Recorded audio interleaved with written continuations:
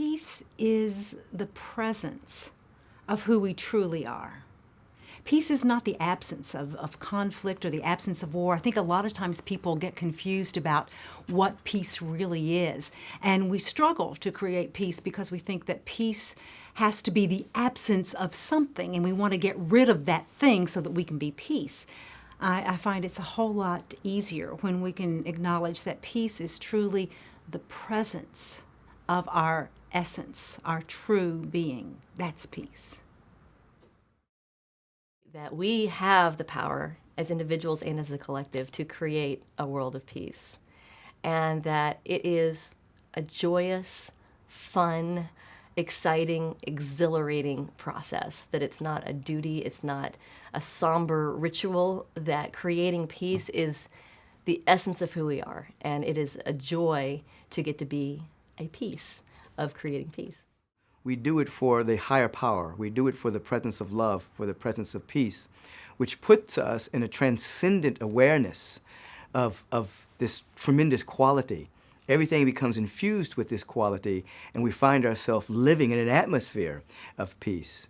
This, of course, is assisted if we have a daily practice of affirmative prayer, meditation, study, fellowship of some kind with like-minded people, sacred service.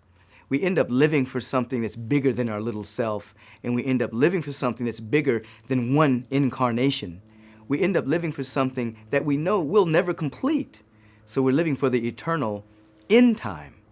This brings about a great degree of patience within our soul. We do everything with a sense of love and compassion because we're doing everything for eternity. Peace is an ongoing process. It's something you have to work at within yourself. You can't depend on anybody else to do it. You can't wait for the world to change. You have to go within yourself and unravel the beliefs, the thoughts, the negativity that causes the war, the disharmony within yourself. This is something as human beings we'll probably be doing on an ongoing basis, moment by moment. It's our challenge, but it's also our zen, and it is our spiritual protocol to do. Peace means that we can all be different, and yet we can accept our differences. Because the main problem people have is they can't accept other people's differences, and that causes conflict.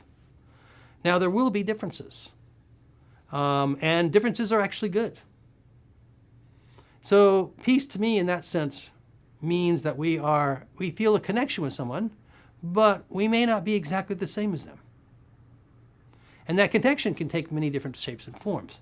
But basically, if we are truly peaceful on the inside, then we won't feel any of that threat of someone else's orientation or the way they view things in the world that's going to actually challenge us in a way we think ourselves. And so there's no need to struggle to find peace. It's simply a matter of letting go of those things that obstruct you from just naturally expressing and remembering it. So instead of trying to struggle with using the human ego mind to figure out solutions and answers and finding that peace, rather just simply let go into the deeper wisdom that's always already right here and right now, and let that naturally come forth. So peace doesn't require struggle to find itself. Peace requires peace to find peace. The most important thing when it comes down to it is love. It's loving. That when you strip everything away, I think this is what essentially it's all about. When you strip away all the philosophies of the religions and the concepts, it comes down to loving. Are you loving or are you not? So I feel what I was sharing today and what I feel passionate about is reconnecting with this reality, daring to be bold to express loving and be essentially what we are, which is love. And I feel if we were all to do this and express this and be this, we would change the world. We would do our small part in changing the world. before we can expect peace to be around the world or in every country, in every nation, we have to really start with what inside is creating peace. And so for me, it's a couple of things. It's number one, knowing yourself on the inside so that you can express that on the outside. And I'm talking specifically about things like our core values. You know, many people think that they value things like freedom and family and God and things like this. And while I would all agree that that's important, in my experience of watching people's behavior, that's not always what they express as what they value. And so identifying what you truly value at the core and then finding a way to express that on the inside and the outside is one of the best things that I've found for bringing harmony and therefore peace into my life experience.